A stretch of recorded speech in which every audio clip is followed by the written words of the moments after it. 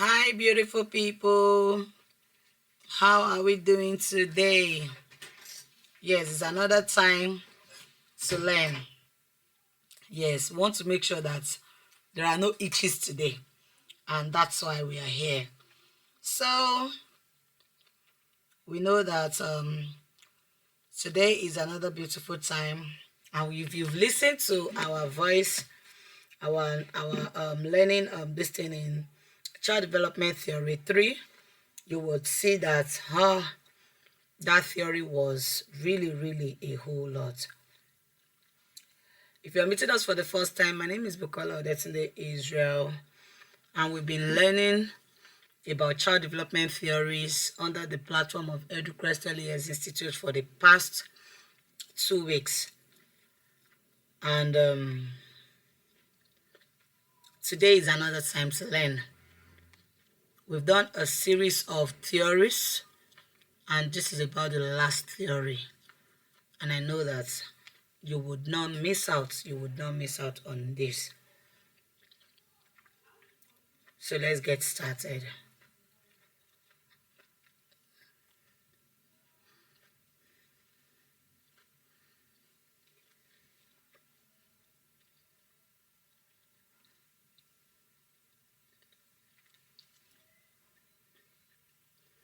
Yes.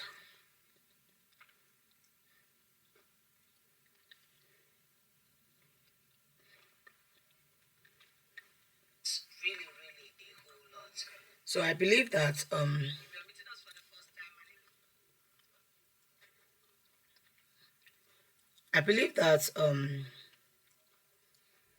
we are using. I believe that you can all hear me. So because we don't want to bore you with so many going back and forth, there won't be live chat on this recording for now. You can always just drop your chats in the Educrest platform, okay? That's where we'll be receiving chats. Is that fine?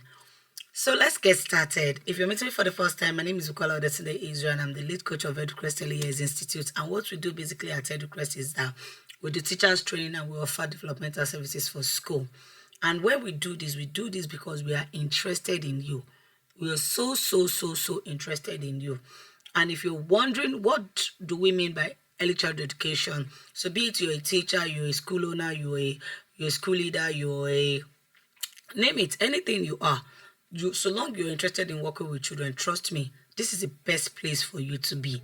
And if you're here, you're confused about what we're doing, please sign up on our professional diploma in early childhood education, because that is where we have a rich load of what we are currently talking about, and you don't just want to miss it. Let's move on. Over the past few days or a couple of weeks, we've done a series of theory. We started off with Jim Piaget, then we'll move on to Vygotsky, then we'll move on to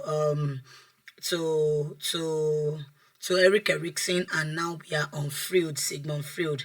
And just like every other theory that I've talked about, if you have not seen those videos, please kindly go to some of the videos you may have seen here. You will see some of these videos there. So if you're looking for Freud is not different from every other theorist that have gone past. He was also a child psychologist, and through his work with patients suffering from mental illness, Freud came to believe that childhood experiences and unconscious desires influences behavior. See, some of these doctors just are curious. They are asking questions in their mind. How did this person manage to come here? How did this person manage to become someone that is addicted to this behavior?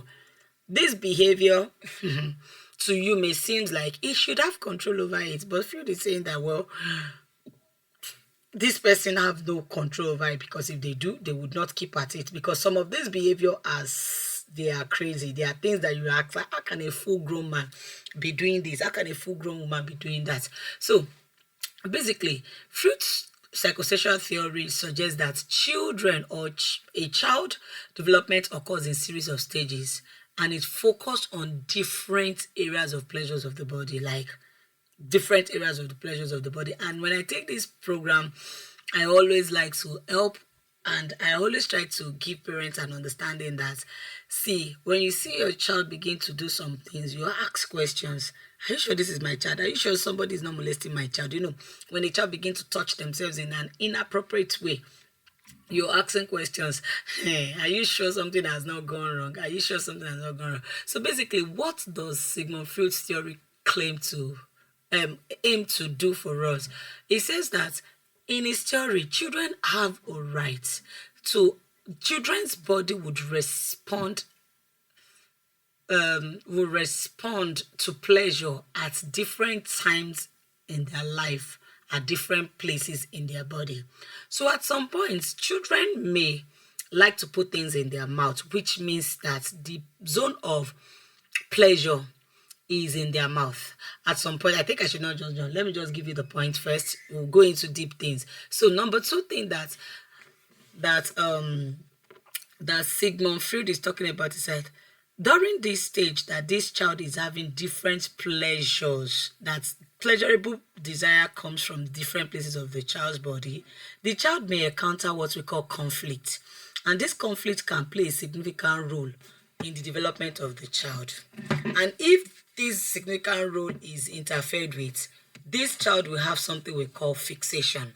And if this child has something we call fixation, there's going to be a problem. This child will grow up to becoming a kind of adult that may end up in the mental faculty of Sigmund Freud. That was what led him to figuring out, oh, this is what and what may have led to this, and this is why this child is behaving the way he is behaving.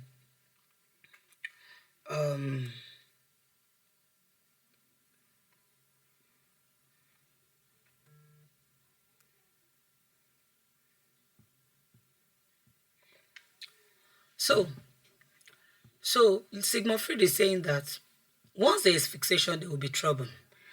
Sigmund Freud further says that the energy of the libido is focused on different erogenous zones at specific stages. So as we go deeper into this class, you will see the names, what the names of these erogenous zones are. You understand? You're going to see them, and you're going to see what is obtainable in these stages. Another point that Sigmund Freud is saying is that he's saying that, failure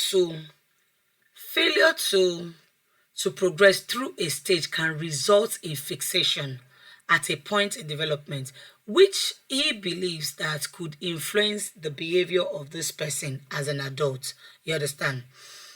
Sigmund Freud further says that successfully completing each stage leads to development of a healthy adult personality. So just like we said in some of the things we had shared before in the Erik Erikson theory, you see that once there is fixation, once a child holds on to a certain way, it's going to affect the next stage. And when this affects the next stage, it's going to make us feel that, this child is not a complete adult. It's going to be a deficient adult, so to speak. So what exactly is this Sigmund Freud's theory about? What do we say the Sigmund Freud psychosexual theory is all about? Let's dive into the definition. According to Sigmund Freud, it says this theory is most into everything that happens to the child about the time the child begins to feel pleasure in their body. There is pleasure in eating. There's pleasure in drinking water. There's pleasure in the things that we do that we could call games. There is pleasure in different things. So Freud is just saying that, see, everything that we are going to talk about is like, we're talking about what makes a child feel pleasurable about their body at different stage in their life.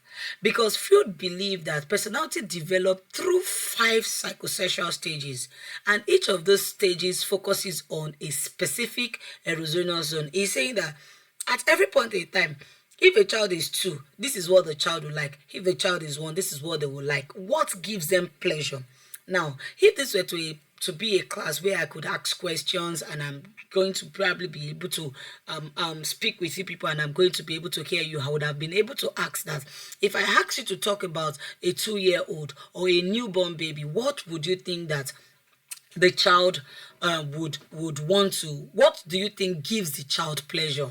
If I ask you, be like, what? If I tell you what gives it, you will most likely be like, oh, suckling on their mommy's breast, having something to just go into their mouth.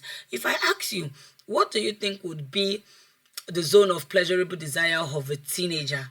I'm sure you want to talk about their sexual activity. Like it's a potential teenager is aware of their own sexual mindset. They know that they feel in a certain way at different points in time. Now that's what Freud is talking about. Freud is saying that early childhood experiences play a critical role in shaping personality, and it can even have a lasting effect throughout the lifetime of somebody.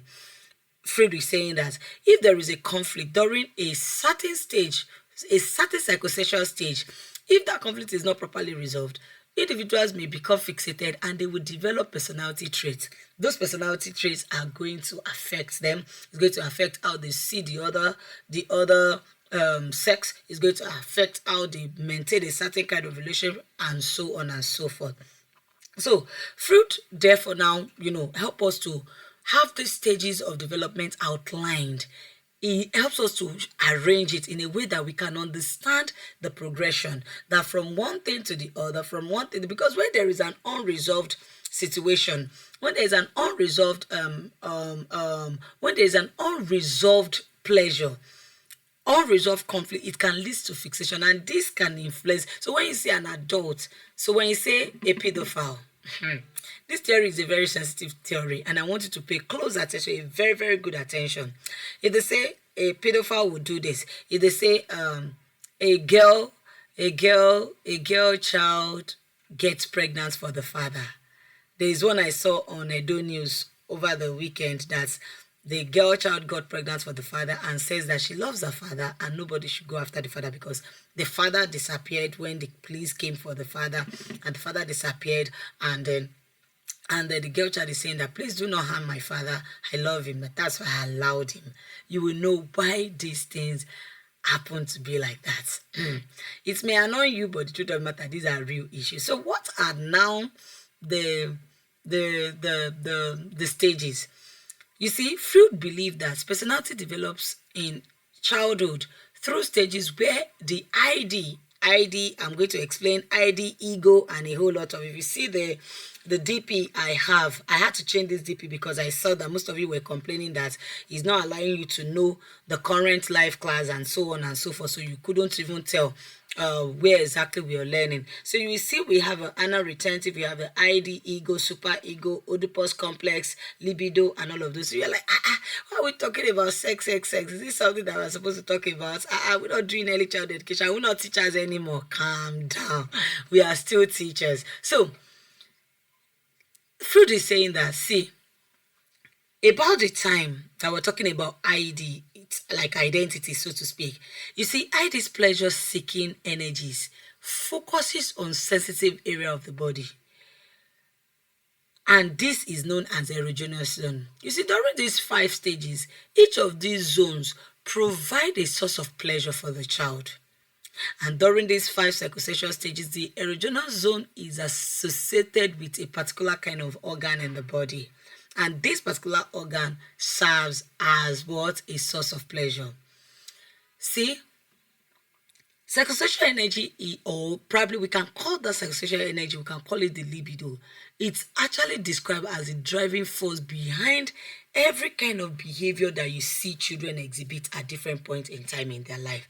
Every kind of behavior that you see them. When you see a child stays so long in a certain behavior, just watch out, you're going to see. So what are the stages? 1, the oral stage, from birth, from 0 to birth. 2nd is the anal stage. 3rd is the phallic stage. 4th is the latent stage. 5th is the genital stage. Don't worry about writing. You're going to be able to take it one after the other.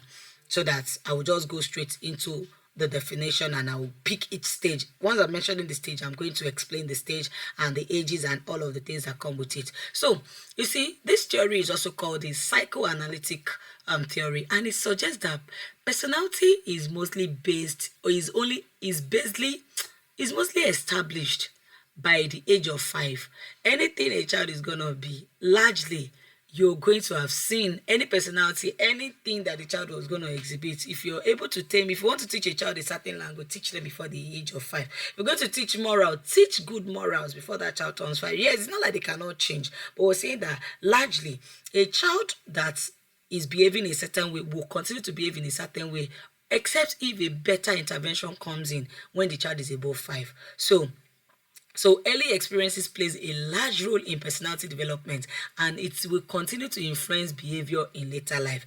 You see why we say that targeted and early intervention, right? You see why we say so? We say that targeted and early intervention. So if you're going to do it well, do it early. If you're going to do it well, do it on time. Do not risk saying that a child is going to be under your watch, and you're going to just keep playing rough play.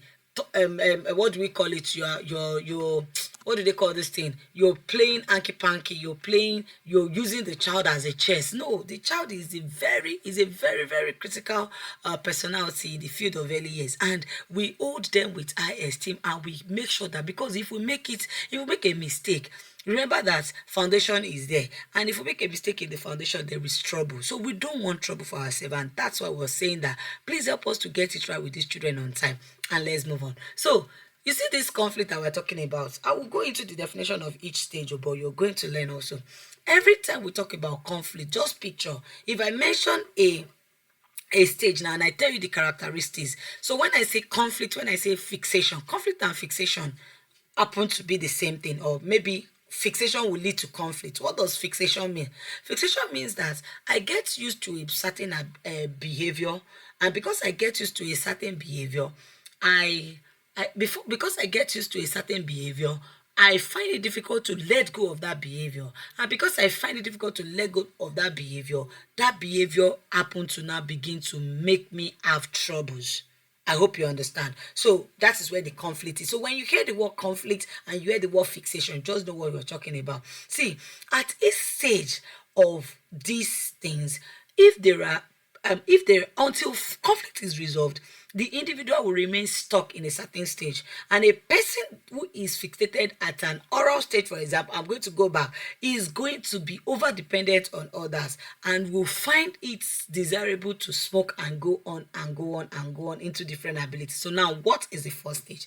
The first stage is called the oral stage.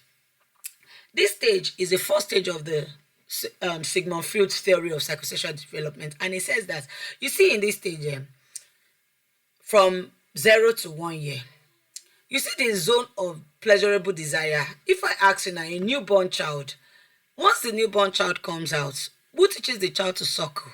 Who teaches the child to grabs and hold things with their tight fist? Nobody teaches them. They just kind of learn.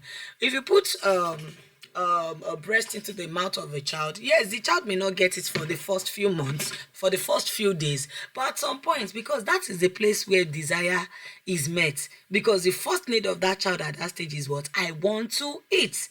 I want to eat, and I want to eat. And because the child just wants to eat, the only place that will give him pleasure is what? His mouth. So now, children in this side is what? They are 0 to 1 years old. What is the erogenous zone? Please don't forget my terminologies. Erogenous zone. That erogenous zone means the place of pleasurable desire. That means the place that gives me desire as I grow up as a child. That place is called erogenous, zone of erogenous. So what is the stage that will give a 0 to 1 year old child desire? It is the stage of it is their mouth that is a place of erogenous desire. And this stage is saying that, see, in this time, the only thing I want to do as a child is that I want to put things in my mouth.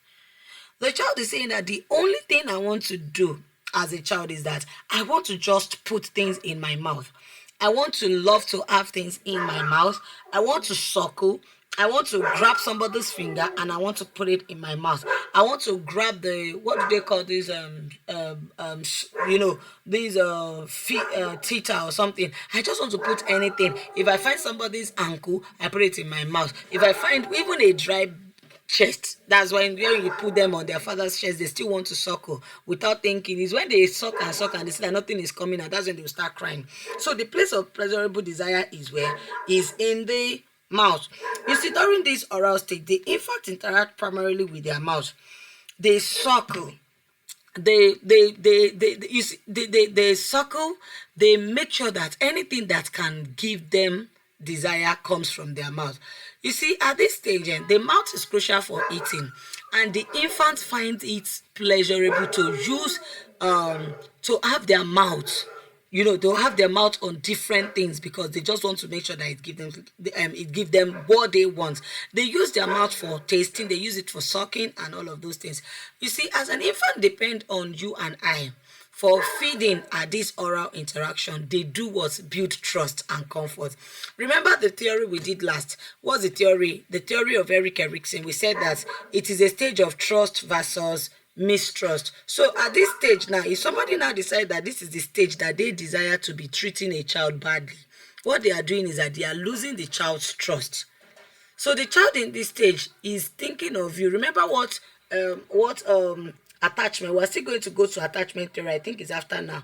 Is attachment in early child education is saying that, see, whoever that you are, be it you're a normal human being, be it you're a pepper seller, be it you are a president, be it you are the house girl to the president, be it you are the nanny, be it you are the queen, be it you are the granny, anybody that I see around me that gives me food, that cares for me, I will trust them.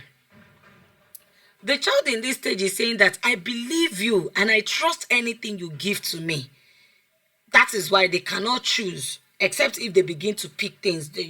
Some children will tell you they don't want to drink baby food and the likes and the likes. But the truth of the matter is that it's because they have options. If they don't have options, I kid you not, they are going to probably adjust to whatever the mother is able to prepare. Have you ever wondered who makes it easy for a mad woman's child to grow? Do they go for antenatal? Do they go for all this immunization? Do you not see that those children will still grow? Do you not see that however the mad woman decided to care for her child, yes, she could make some mistakes here and there, but the truth of the matter is that child, that the caregiver that the mad woman is raising, that child is seen by the child is seeing the caregiver, the mad woman or whoever it is, as a primary caregiver, and it doesn't even care if the person is doing it little or not. The child will collect it. So because the only thing they want to satisfy as a child is what?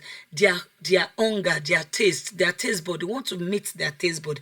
They want to satisfy their taste bud, and they want to make sure that their desire is met through food. So now, when we now say fixation, when we say conflict, remember what I call fixation and conflict? I say that when fixation now happens, when will this fixation happen? The fixation at this stage is usually when you want to win a child off. You want to win a child off the breast. You know that it's always a tough time, right? If this were to be a class that I could speak with you directly, I kid you not, I know that you're going to be able to tell me that, see, you've had seasons where you needed to take your child to probably your mommy's place because the child is not going to leave the breast. Yes. You know why they cannot leave it? Because that is the zone of their pleasure. They are very, very interested in what comes out of that little ooze. They are very, very interested. So don't say that, oh, why do you have to hold on squarely to these things? Why do you have to depend so much on this like this? Why? No, don't worry. Just continue. You will see that just see to it that the child is weaned off easily. So what now happens when the child refuses to win? What will happen? See, the child needs to become less dependent on us, and the child needs to detach from that particular part of drinking. Now, at times, not all babies take bottles. Sorry, not all babies take the breast or the bottle, but some babies take breast or bottles. So that weaning process is the same thing. The weaning process is the same thing. Is saying that I don't want to leave sucking from this bottle, or I don't want to stop sucking from this from this breast. That winning process is where the work is, because we need to make the child understand that they need to get off the body and begin to get independent in themselves. Now, if fixation happened in this time, Freud believed that the individual will have issues with dependency or aggression.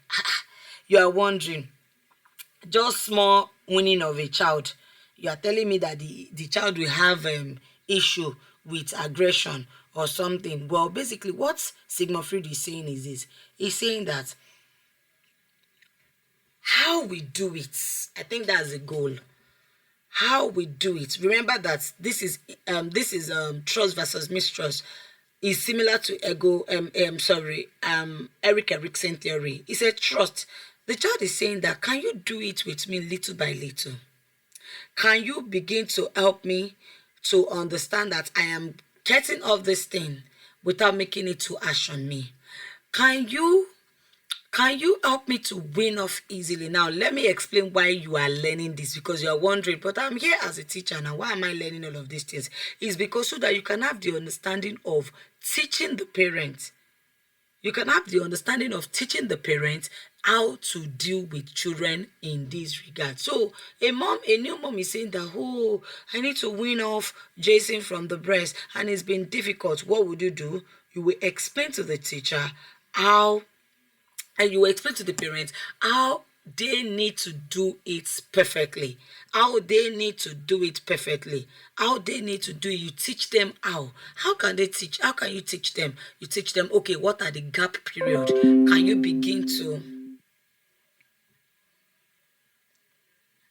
begin to ensure that this child is still taking and is still enjoying what I am planning to give? So can you begin to introduce little bottle or little solid, so much that the child will not miss out on the entirety of what the whole process is all about? Can you begin to do it little by little? Can you gap the time? Can you not give the child in the morning? Can you give the child in the night? Can you not give, you begin to suggest processes of detachment.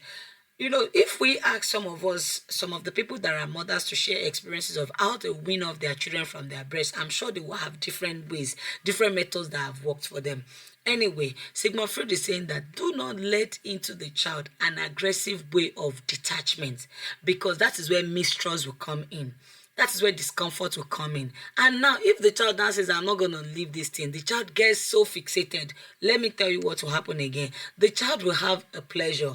What kind of pleasure? The child will decide that, I need to have things on my mouth every time. That is when they come down to sucking their fingers. When they suck their finger to a large extent. I have an old aunt, and I have shared it at times in many times in our class, and I say that this is my old aunt. Do you know what she does? If you catch her sitting down all by herself, she takes the side of her tip, the tip of her mouth, and she suckle. These people that eat their lip, that suck their lips. She will just suckle that mouth, and if you just catch her, that's when she will just like, she's aged, and she's even past, and that's what we call fixation. The desire that she gets from her mouth, she couldn't stop as a little child, and she needs to continue.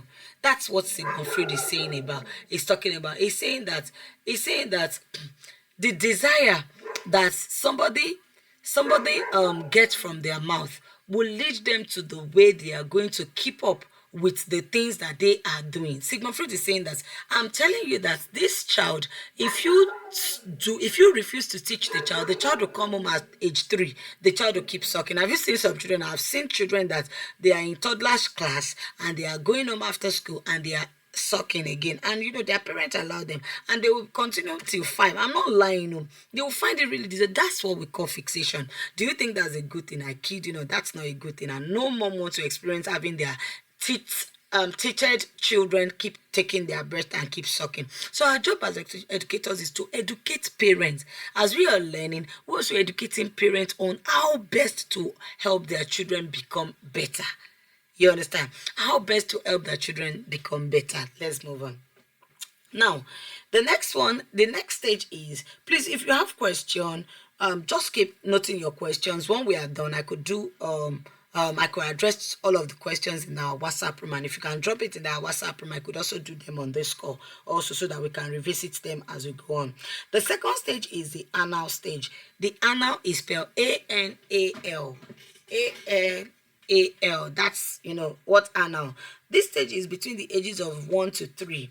And if I ask you, and I am able to ask you, you would tell me that most times the children that you had seen, children that do wee on their body, that take lots of toilet trips and lot of toilet trips and lot of toilet strips, those kind of children, they are between the ages of 1 to 3. Oftentimes, that's about the time that you see children wee on themselves a lot, right?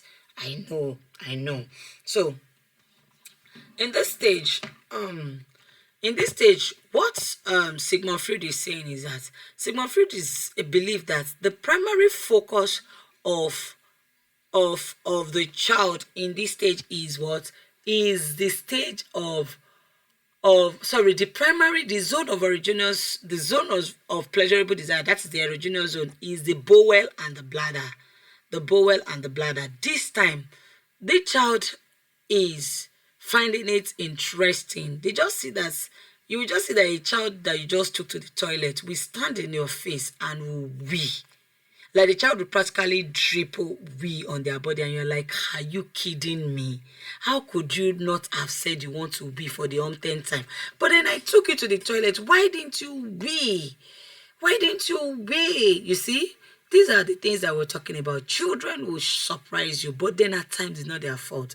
With our Western friends, they'll be like, oh, the child got an accident, they would be like, the child got an accident, they would do potty. This is the time where you're doing potty training and all.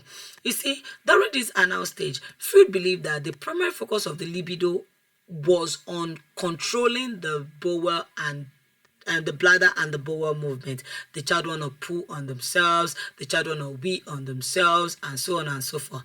And you see, the major conflict in this stage is usually the toilet training. The child had to learn how to control their bodily needs, which is where the war is. The child is saying, I'm trying my best. This is why you cannot shame the child. You cannot shame, you cannot sing we for body. How are you? Shame. I will tell you why. If you were in the class where we talked about autonomy versus shame and doubt, this is what will happen. However you react to the child at this stage is going to lead the child into either shame and doubt. If you are needing that, if you need that video, we've been able to upload it. It's about 1 hour 30 minutes. You need to watch it. That's Child Development Theory 3. You will see it. Just listen to the people that were on that call on that day. Please kindly listen to the last 30 minutes. It will feed you with some of the things you may have missed out, probably when this thing disconnected, because I kept on recording. See, that's autonomy versus shame. It's not a stage. If you're careless with this stage, now when teachers are like, oh, but I've been taking, then the teacher that is supposed to help the child is now the one whooping the butt of the child, beating the child out, hell out, and saying that you kept on whipping on their body. See, the child in this stage cannot control. The same way they cannot control the things that come to their mouth. Everything, if they see people's finger, they put it in their mouth. They see this one, they put it in their mouth. They pick things, they will see ants on the floor, they will pick it into their mouth. And you're wondering, why are they always picking things into their mouth? It's because they don't have control over what they are picking into their mouth. I hope you all understand. Now, according to Sigmund Freud, he's saying that, see, success at this stage would depend on how you and I approach the toilet training. Because developing this libido, or the bladder and the bowel and everything, this controls it leads to a sense of accomplishment and independence. Have you seen the face of a child that's able to say, Mommy, I wee wee in the party? You see how well lit their faces are. They are like so proud of themselves. They need you not to be proud of them.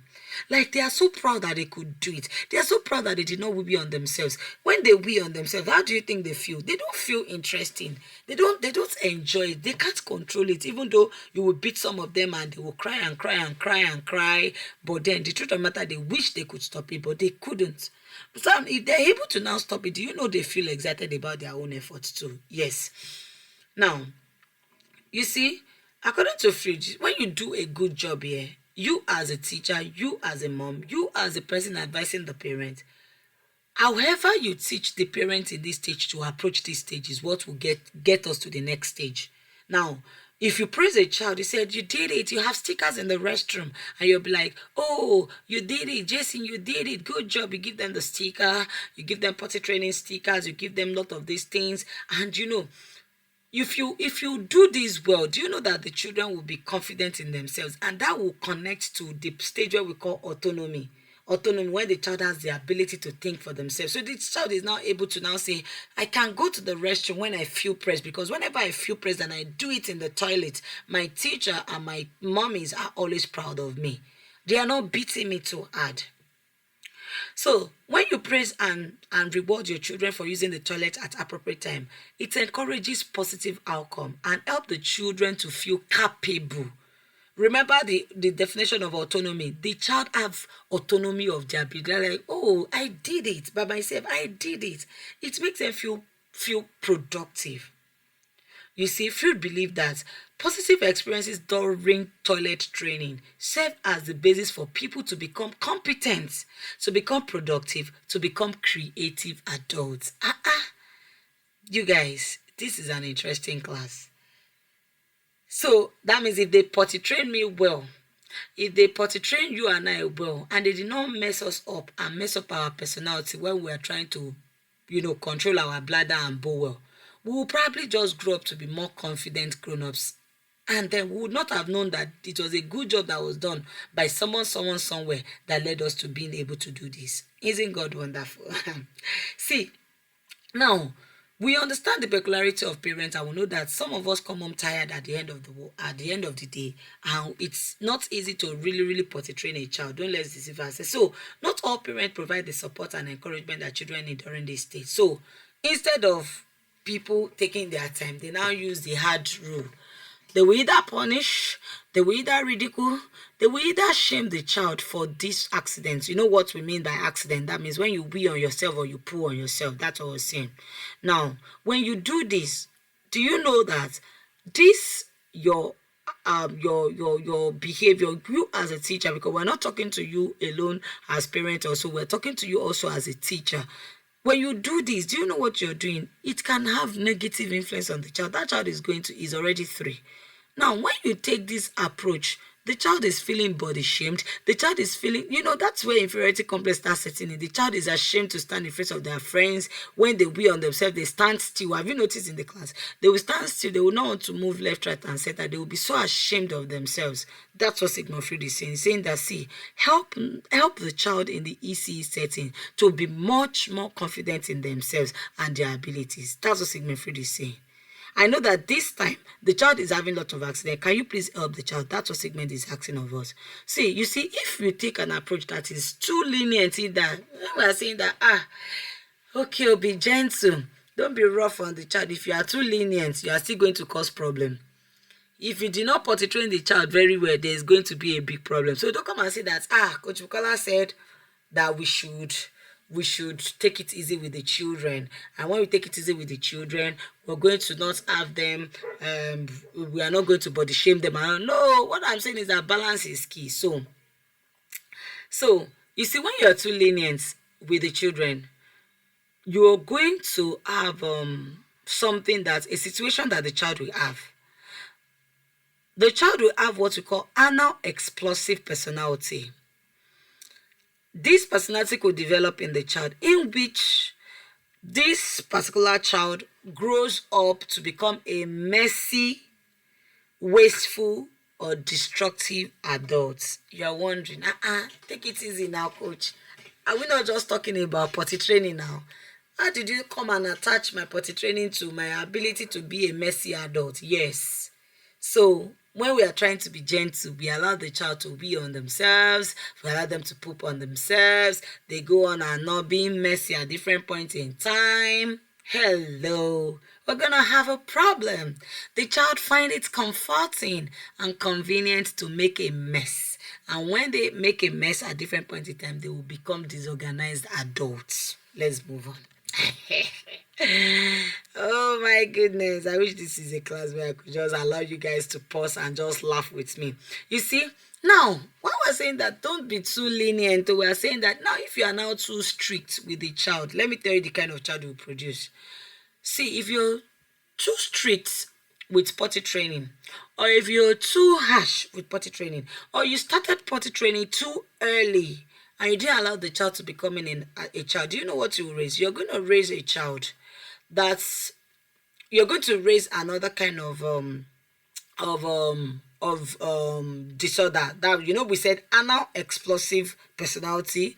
That's what we call the other one. They were saying anal retentive personality, where this child now keeps the wee in themselves. They are not bringing it out at frequent time because they are watchful. They don't want you to get mad at them. You see, they are going to raise an adult that is stringent. Somebody that is very stringent. Is there any word that is very stringent? You're going to raise someone that is too orderly. You're going to raise someone that is too rigid, and yet you're going to raise someone that is obsessive. Someone that can hold on to things. See, as educators, aren't you happy that you're learning about the psychology behind children and wondering if you trace all these personalities over and over and over and over and over and over, you will begin to see traces of growth. See, when somebody now raises a child that is too stringent, too orderly, too obsessive, and so on and so forth, see, you're going to have a personality disorder, and there's nothing anybody is going to do if there is no adjustment on time. Let's go on to stage number 3. I hope you're learning. So if you've learned about the first stage and the second stage, can you help me write in the comment section? So supposedly in our chat room, in our training room, write what you've heard me say. What you heard me say. And by the way, if you're an educator student and you know that there was a certain assignment I gave a long time ago, if you people don't submit that assignment by Friday, I'm going to mark you all 0 for this course. And I know people that are on this watch, I could see some number of people, I could see 9 persons on this watch. Please kindly help me tell others that you heard me say this, and you must submit that. And by Friday, I'm going to close the grace period for that assignment, because we have a lot of assignments we need to sign up and we need to submit. So let's move on. So we're going to the next stage. Go to the chat room now and write what you've heard, the first stage and the second stage, and the ages that are attached to them, and some characteristics that I've mentioned about the children in that stage. Then we go to number 3, the phallic stage. If you can't do it now because you want to listen, please just hold on until we're done with this class, okay? So the next stage is phallic stage. This is the ages 3 to 6. And this particular time, what happened? Phallic is spelled Phallic. Phallic. Phallic is spelled Phallic. This is a stage ranges 3 to 8. 3 to 6, I beg your pardon. That is what the age range. Now, the zone of erogenous desire or erogenous zone is moved to the genitals. You're wondering, my child that is 3, my child that is between age 3 to 6, what does this child like to do? If you have a boy child here, I'm sure that you must have seen your boy child stare into their penis and they're asking question, why is he hard? Why is it why is it this? Why is it that? And you must have also caught your daughter, maybe not exactly doing wrong thing, but if some of them suckle, you must have seen a child within this age that most likely touches their private parts while they are sucking their mouths. I know this is not a class where you could probably respond to me, but I know that you could acknowledge this. If you go through your experience, especially as teachers, you would have seen children that you just see them sit in the class and right there they take their hand right underneath their dresses and they are touching their genitals. They are not possessed with witchcraft too, because Nigerian teachers will not allow us rest with the things that they will say. These children are in this particular zone, and this is exactly what is happening. What is happening is that the zone of pleasurable desire has left the mouth and has left the bowel. it is now in the genitals, because Freud suggested that on this stage, during this stage, the primary area of desire is now in the genitals, and at this stage, children begin to discover the difference between male and female. Oh, so this is what boys have. Oh, this is what girls have. So because I'm a girl, that is why I have this. Oh, you too, you have that type.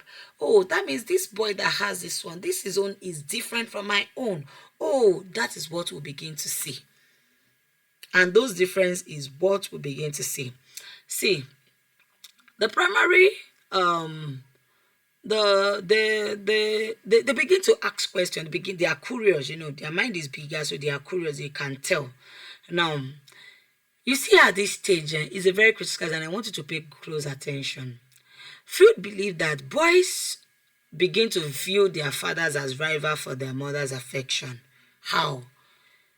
Boys begin to look at their mom. That's why when you see children of opposite sex like their other opposite sex better, what is happening is actually Freud's theory.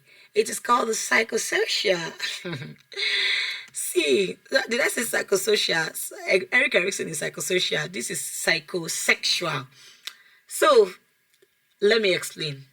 The Oedipus complex says that, I'll spell the Oedipus. Oedipus means Oedipus. Oedipus. The Oedipus complex says that the children in this stage, this is what they do. The girl child wanting the begin to have feelings of wanting to possess the mother and wanting to replace the father. Sorry, like that's for boys. I beg your pardon. Like the boy child begin to have attraction for the mother. That's the word.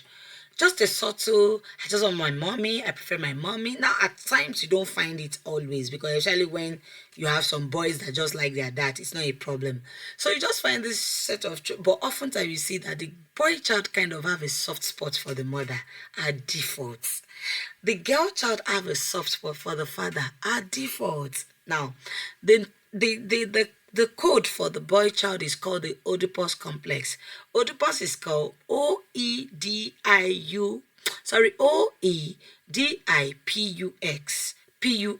Oedipus, then complex, complex. This refers to how the child begins to see the father like, how is he having all the love that my mom got for himself? Why? And begin to see his father as a rival. Now, this child is also afraid that let me not overstep my boundaries. And the child is afraid. Of course, boys are also afraid of their fathers in a way. So they are afraid of what we call Ella. Bring that back here. Sorry about that. So the child is afraid of what we call the castration anxiety, because the child doesn't want to be.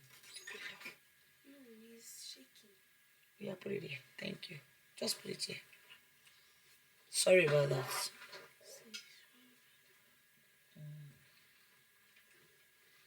Okay. Sorry about that. Okay, so the child is saying that, you know what, I just want to. So the child in the second one, what we call Electra complex. So the Electra complex is what we say happens to children. The girl child. The girl child is just very, very familiar, very, very interested in the same feeling that his own mother is getting from the father. Do you understand? The girl child is saying that I just want to be like my mom to my father.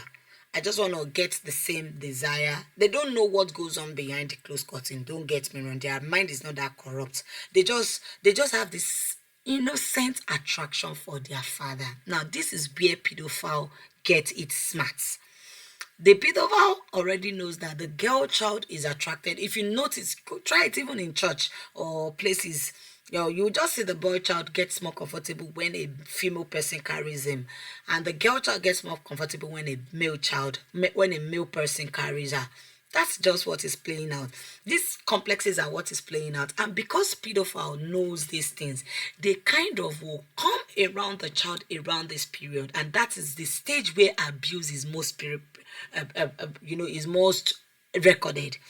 You'll see that the most set of abuse that is recorded is because if they groom a child, if they groom a child at this stage, if they groom a child at this stage, it's only God that can save that child. When I say grooming, that means nurturing the child, training the child, and making sure that the child is actively sexually active. If they groom the child in this stage, there's going to be a problem in the latter stage of that child, because that child will like that person. There was a situation that we recorded in a certain time ago. It was on the news though, that a certain, maybe not on the news, but all these women platforms and the likes, that a certain uncle or a certain brother to one of the persons that usually would come says that anytime her brother picks up her baby, she realizes that her brother rocks the baby very well. So because she realizes that her brother rocks the baby very well, she will just release the baby. She will just release the baby. Sorry.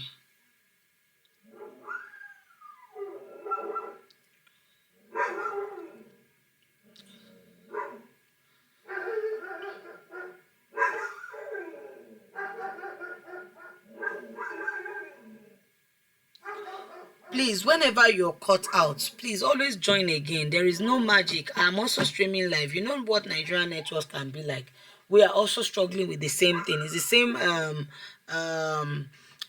struggle that you're having. If you're unable to join again, that means you're going to just watch it live. Do you understand? Sorry about that. Anyway, so the way the situation is that Eric Erickson is saying that, see, I am seeing with my two clear eyes that this child that is just liking the father. Okay, so I was sharing a story about how a certain person, got to know that her brother was molesting a little child. And this happened because anytime the brother picks up the child, the brother will just take the child to the room, and then the child will just keep quiet. So this person was just asking question that, why is this child, please, when you come on my call, please mute your mic. I'm still recording live. Click your mute said immediately. Thank you. So I'm still recording live. Thank you. So so this person is saying that, you know what, I just observed that my little child would get comfortable with my brother, which I have no issue with. But what concerns me the most is whenever my little child gets comfortable with my brother, she will not get comfortable with my brother in the living room, but she will get comfortable with my brother when he takes her to his room. So she started getting curious, and because she was curious, she decided to dig deeper, and she realizes that anytime, this one was not even a 3-year-old child, it was a child in the oral stage. The oral stage, that's the 0 to 1 year stage. The child was still below that because the child could not talk. So she says that, remember the stage that I said that child, the zone of proximal original zone is in the mouth, right, for the oral stage. So the child in this stage is saying that is just so familiar to the brother, and she was like, why can't you just specify this child in the living room?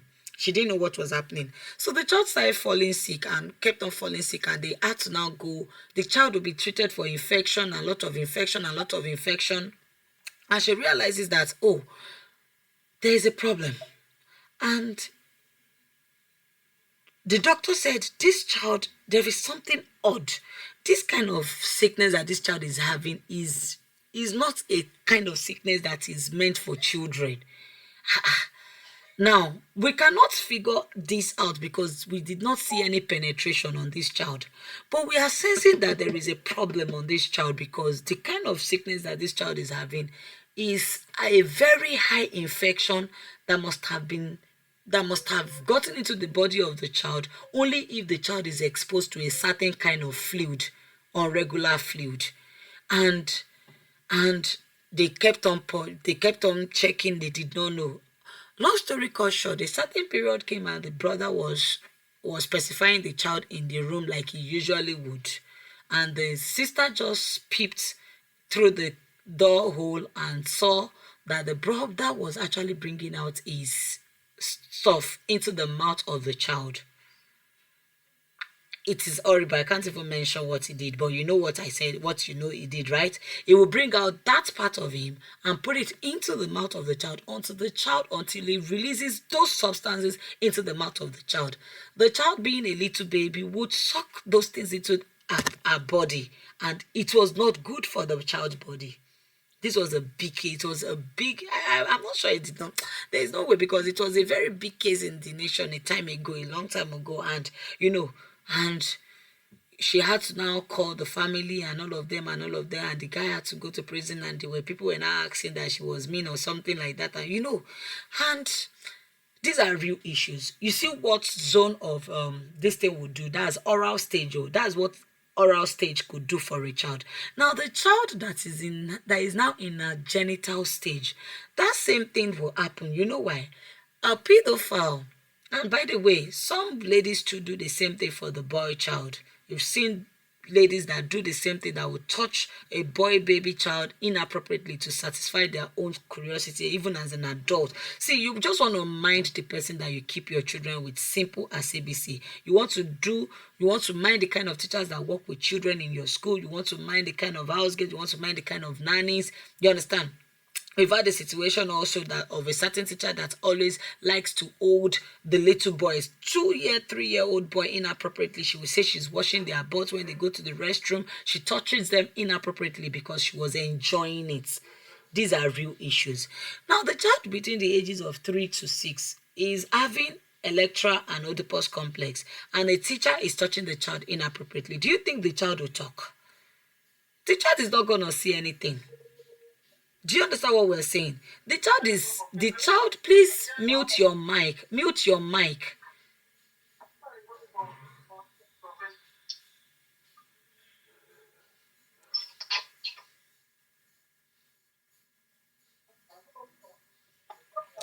So the child in this setting is saying that, you know what, I'm going to I'm going to I'm going to I'm just going to enjoy it. You see why you cannot be shouting at the child in this stage? You see why you cannot be shouting at the child? You are supposed to, because really you can't get information from a child that you're shouting on. You can't get information. So if a child is going to tell you that they have been abused at home, is it the way you are being fierce, like the lion in the tribe of your class? That's the way they are going to come back to be able to tell you things. They won't tell you things. They will not even want to tell you anything.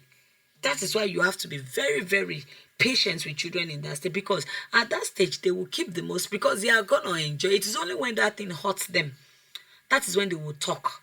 When I say that thing, of course, if you've groomed the child, especially if you're a parent and you've groomed them to trust you and you started teaching them sex education, that way they will not allow somebody to touch them inappropriately. Can you see? They will not allow somebody to touch them inappropriately. But if you've groomed them to you are watching same things in their presence, this is why you are getting educated, so that you can educate the parents in your schools. I think that's just the goal for me. You are getting educated about the risk of these things, so that you can tell parents that, see, don't play rough play with your children at every point in time, because this psychosexual thing is happening not because it is your child's fault, but because it's the nature of the child's body to respond to their libido at different points in time, at different stages of their lives. You are now educating parents that, see, let me tell you what you need to do. You need to watch out for your children. You need to sex educate your child like a pro. You need to do what is necessary for your child, so that your child does not miss out in their lives. You're telling the parents, you're guiding them through. You're telling them that they should not also assume that somebody has actually touched their children inappropriately if they find their children fondling with their genitals at different stages in their life, within the ages of this stage that we're talking about. They should not think so, because at times it's just self-taught. The child wants to just fondle, and when they fondle with that part and they see that they are very desirous, it's making them feel cool, they are liking it. Do you think they will stop? They're not going to stop. So I hope that solves it. So what we're saying here is that now there's a part of this learning that I usually would talk to children, teachers about: the Oedipus and the Electra complex. The Oedipus is when the boy child likes his mom. The Electra is when the girl's child likes the dad. Now, there is no harm in me being a good father or being a good mother. What we are saying is that do not give your child opportunity to overdo it. So I'm a mom of two boys. I've got two boys, by the way, and a daughter. I would not dress up nakedly in the presence of my boys because I'm just getting comfortable. No, no. A male father cannot say that because my daughter likes to sleep on my chest every night. You are going to raise your daughter. I know that you love your daughter innocently. I know. But the thing is, you need to be concerned about if there is a fixation. Remember what we say fixation is. If there is a fixation will happen, conflict will happen. The child will never want to understand why she needs to allow anybody else into her life. And she is going to use her father's standard to judge all the men in the world, thinking that all men are supposed to love her the same way. So as we are working with families and their children, we are helping them to understand these complexes, telling them that yes, your child could love you, but you could tell them boundaries. Hi, this is my wife and I need to take care of my wife. This is my husband. He is not your husband. Let them cry for like all those videos that I say somebody's side chick, somebody's husband, all those things. Let nobody call anybody as somebody's husband. Let no child call the father a husband. Let no wife call a daughter the father's side chick. We don't want to hear things like that. Yes, the child could like the father, no issues, but we need to regulate things. That's what we're saying. Let the child in the ECE setting know that there are boundaries and there are limitations, and we must begin to educate parents about these things. That's why we are the practitioner. Remember, we are the practitioner. The way a doctor will tell you so many things that you're taking for granted about yourself, that's the same way you will tell parents about it. So many things they could be taking granted about themselves. Now, there are sincere, innocent loves between fathers and their daughters, no doubt. What we're saying is that the father, you like your daughter so much, your daughter is walking into the house with you naked, and you're saying that it's just my daughter. You cannot have privacy with your wife, and your child is throwing tantrum. You are saying that it's just your daughter, it's just your son, and the son is, I've seen a boy child that once she comes back from school, he will go straight to the mommy's chest, go and be fondling with the mommy's breast, and we are saying that we are raising children. Is that the kind of children we want to raise? You don't know that that is fixation that has happened? That's fixation. And that fixation is going to destroy relationship. Let me tell you what the child is going to have. The child is not going to be able to relate with regular people. Let me just quickly go into the risk that are involved so that we can move up on this. So our job basically is for us to educate parents about about the risks that are involved in these stages. The risks when attachment is already too much, when the child loves too much. So as you're loving up with your child, love up with your two eyes open. If you are loving up with your now, when we say opposite sex, we have to just begin, and that's the same education that is coming to the school. That is why, because a pedophile already knows that the girl child is gonna like me like this, it will track the girl child around this stage and begin to do those things little by little to the child, and the child will continue to like it. So in all, our job as practitioner isn't to judge anybody or isn't to put red flags because I'm seeing a father kiss his daughter in a way or put the child on his lap in a way I'll begin to suspect. No, don't suspect anybody. But teach them that they should also have appropriate boundaries with their children. Do you understand? You are the one guiding them. You're not telling them that they should not love up with their children, doing mouth-to-mouth kisses, doing, these are just, I just feel that some things are just on the excess. It will look cute when the child is small. But by the time the child is older, you begin to have problems. That's where I'm going to. I think that's where I'm going to. So,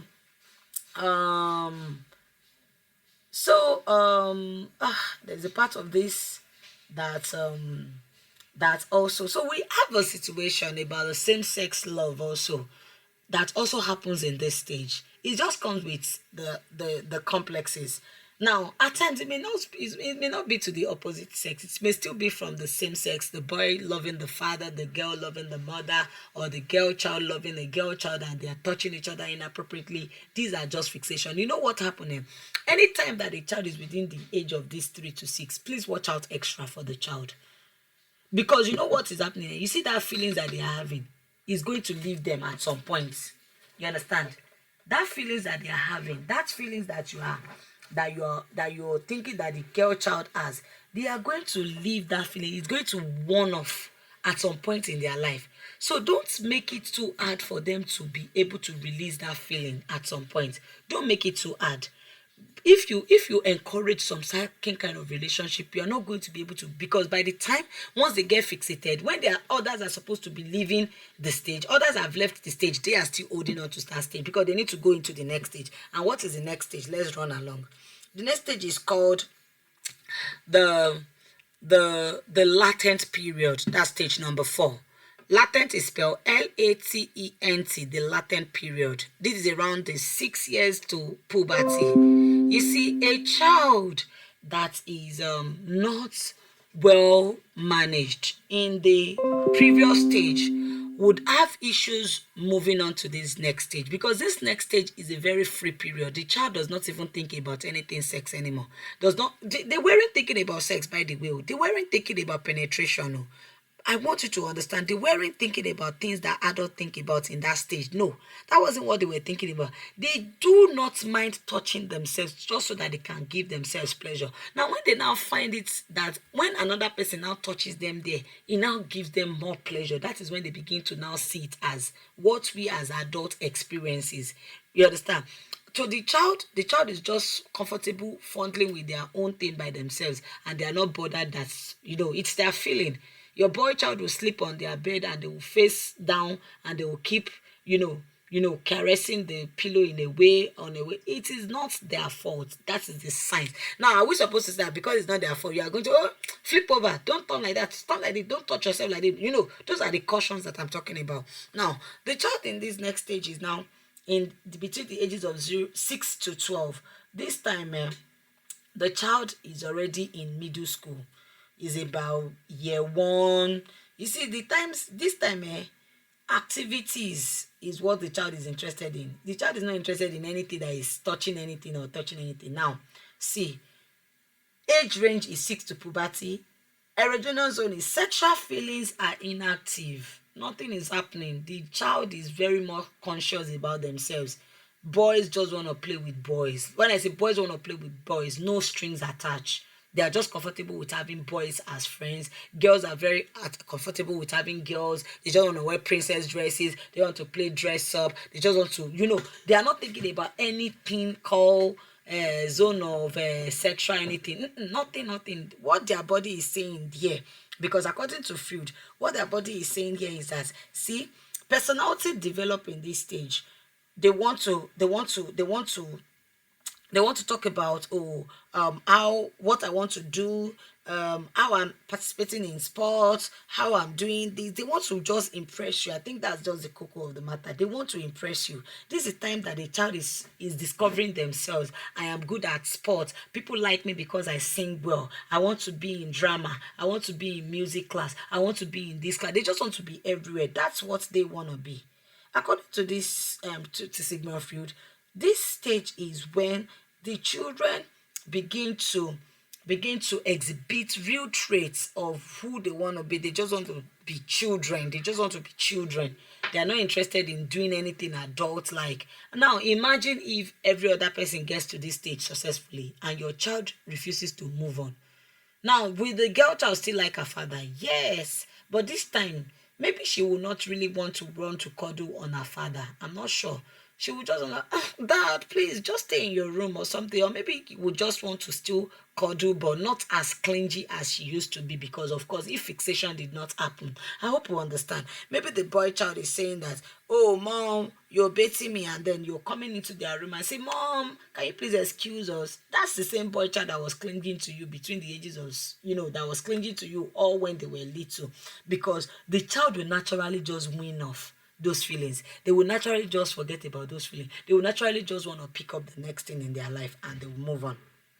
Now, Freud is saying that in this stage, what the child is saying, the child is um the zone of desire, that's the libido, is not staying in one place. It's not on genitals, it's not on all of the, is on like active body things, the things that I could do with my body, the things I could do with my body. I could just want to play sport and play it well. I could just want to do things and just do it well, because I want to make sure that I make myself known to my world. That's what the child in this stage is saying.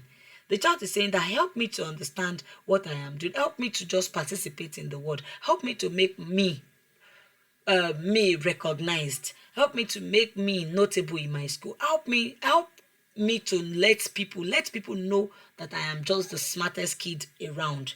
That's what the child in this stage is saying. And of course, the child now leaves this stage and go to the last stage, which is the stage where, sorry, the child now goes to the last stage. The child is saying that help me to now to I want to now, I'm now, the child in this stage is now approaching 18 years, like, from 6 to puberty, that means 6 to 12. So by the time the child is approaching the teen years, the child is saying that, okay, now I now go back to that same feeling that I have left. What kind of feeling have I left?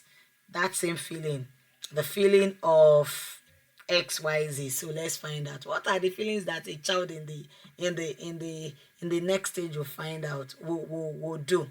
Well, the child in this stage is saying that, I recognize these feelings and I acknowledge them. I recognize these feelings and I acknowledge them. And I want to now begin to express them again. Do you understand what I mean? So in this stage, they are maturing their sexual interest. So you cannot say it is inappropriate for a 12, 13-year-old child to begin to have likeness for the opposite sex. Now, they can have an innocent crush, but it should not be encouraged that it should be advanced into sexual involvement. I hope you understand. So, like, oh, this child is already spoiled. How can this child be liking? They will like a crush on the other opposite sex in their class, because they are conscious of their beauty. They are conscious of the cuteness of the other person. Those are the real things that will be happening. Now, tell me how you now think that people say, and they say confidently, that early childhood education is just relegated to 0 to 5 years. Can you see what I'm saying? Imagine you having a deep understanding of all of these things. Wouldn't you be able to advise a parent and be able to work with children and their families up to age 12, up to age 18? When you educate a parent and you tell them, see, this is what your child is feeling, and the mom comes with, I don't know, fire, we always just want to see, we just want to go to where boys are. I'm tired. Now, not every child, you just need to groom. What the child needs here is just grooming, educating them, because the onset of puberty is fully in rage here. The libido is active once again. Now, during this final stage of psychosexual development, this child develops strong sexual interest in people of opposite sex. And this will definitely begin at this stage that they are. And, we just need to work with them and begin to teach them how not to allow this feeling rule them, how not to allow this the way they are feeling rule them, because it's going to just ruin them. You understand? But then, would we acknowledge that the feeling that they are feeling is genuine? Yes, it is genuine. But can we encourage them in that regard? No, we don't want to encourage them in that regard. Do you understand? We don't want to encourage them in that regard. We want to make sure that the children in this situation, they have a good insight, they have a good understanding of who they are, and they must not risk it, because really at this stage the boys are already becoming men. They have everything that a man should probably have, maybe not fully developed, but they can actively be engaged in sexual activity, and it will lead to pregnancy. Same with the girl child. The girl child is already seeing her menses and all of those things. So we just need to work with the children and help them to be able to understand the real deal in this situation. And I hope that you've been able to learn something tonight in the Sigmund Freud theory of psychosexual child development theory. Thank you for listening to me, because we need to call it a day now. Thank you. So I will just probably just continue recording, and I will allow us to continue asking questions. I want you to understand. I will take a recap, a slight recap. Ella, sorry, all my life will have all this. So close it down.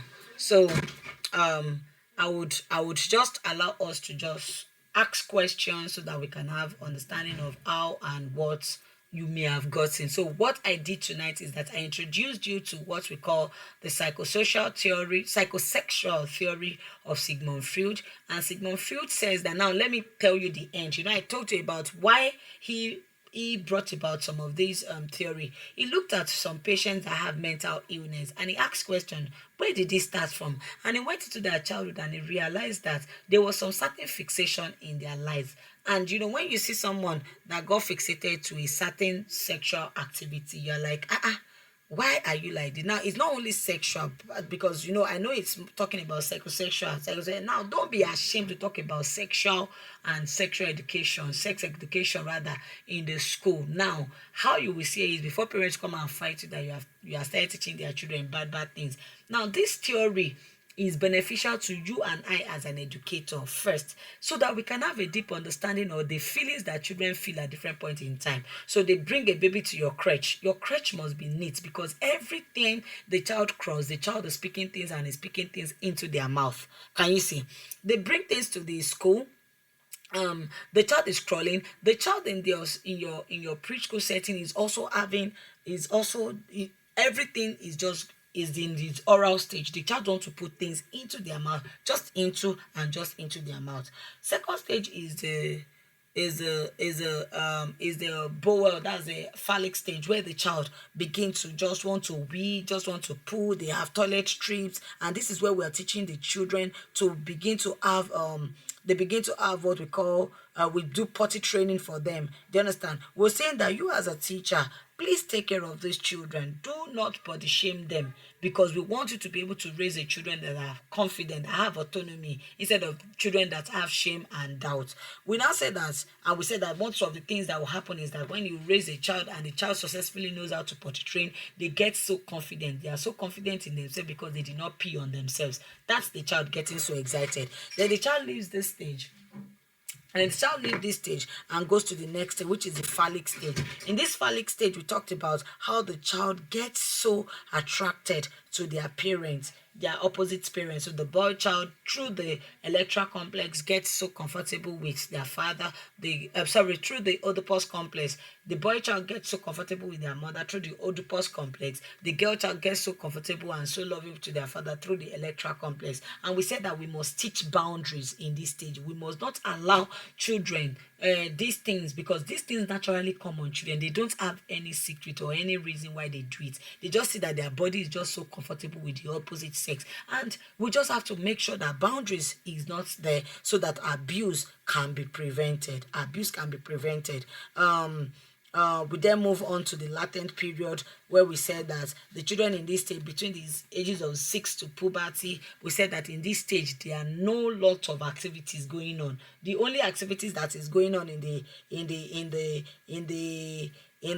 latent stage is the activity of self-recognition, social skills. I want to be known for something in the school. I want to have relationship with my peers and outside, an adult outside my family. So they will like uncle so person, auntie so person. They are just very comfortable around people of normal sexes. That they are not so like boy versus boy or boy versus, they are just sociable. Children in this stage, they are like, because this stage, and let me tell you the significant thing, this is where they develop ego versus super ego. Ego, they want to insist on, like, okay, I have a clue into what I want to wear. So the girl child is picking her dresses. They are, they just want to be girls. They just want to be boys. They just want to be girls, like that. So this stage comes around the time that the child wants to focus on other hobbies, other interests. They want to do sports. They want to explore. So their sexual energy is highly suppressed, or rather repressed, in this season. In fact, usually it is dormant. The energy remains, but it is channeled into other domains. So they are looking forward to becoming best in their class. They want to interact. You understand? They want to interact. And if you connect this very well to the other theory that I did, that's in Eric Erikson, this is the stage where we call industry versus inferiority complex. So that child that is always keeping to themselves in your class, and you are allowing the child, that his child is just quiet, that child is susceptible to being abused. Because that child that is keeping quiet, you don't know what is going through him, because every regular child at that stage is supposed to be active. So if you're teaching year 1, year 2, year 3, year 4, year 5, and you're saying that they should be calm, they cannot be calm. They are not made to be calm. They are very, very active. They are in their very, very active stage. You understand? And then we said that then we now move from that stage to the genital stage, which is the last stage again, which is from puberty. That's from 13ish and to becoming maturity and onto becoming full-grown adult. We said that the moment puberty sets in, the libido becomes active once again. And during this stage, psychosexual development, the child in this stage develops strong sexual interest in the opposite sex. This one is not my father, my uncle. It is just a boy child that is a teenager liking a girl child that is that is a young child, like that, like that. And at this stage, they want to just think about making sure that they look fine. They want to meet up with the standard of the other person. This is, if you connect this thing, let me tell you the part of the Eric Erikson theory you can connect it. The identity versus role confusion. You remember we talked about that. Please, if you did not listen to that, in it's a 1 hour 34-minute 37-minute video, is on the YouTube live. Please kindly go back to it and watch it. It's there now. Child Theories 3. Take your time to listen. I want you to listen to the towards the end part of that theory. It's something that you need for yourself as an adult. You need those learning, because really there are some real deals that we talked about the end of life. Now, we are not trying to scare anyone into their I am a believer, and by the grace of God, with long life, God has satisfied me. And but we are just saying that the progression of behavior or certain fixation on behavior could lead us into becoming so kind of person in our old age. And these are the things that we're talking about. So, and if you want to connect this stage also, you could also connect it to intimacy versus isolation also. So a situation not well managed with our teenagers can also lead them to extreme consciousness from the opposite sex. And about the time they are supposed to get married, they will not be forcing them. Oh, yeah, talk to a boy now. You say you're not talking. The boy said he's not talking to girls. Girl said he's not listening to boys. Oh, yeah, who will now marry who? You understand now? So we cannot be too rigid, neither are we supposed to be too flexible. We must make sure that there is a balance, because we cannot allow and we cannot afford to encourage any sexual activity. All those schools that will be saying that it's okay for a girl to have boyfriend or a boy to have, we are not like that. We are Africans. We are not interested. Let the child finish school. Let the child learn well. Let the child be cautious, so that every concentration of that child is channeled into their academics.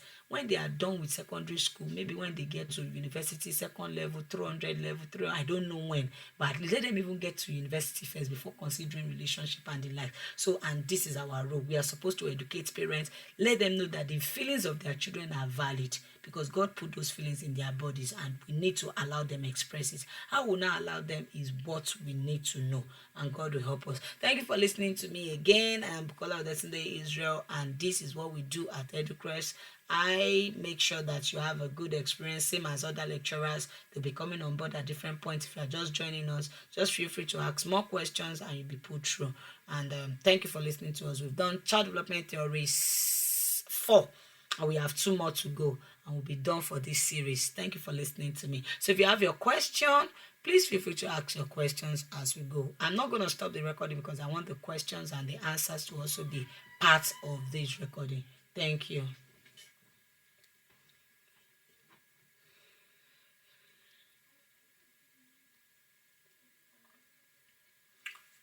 So, do you have any question?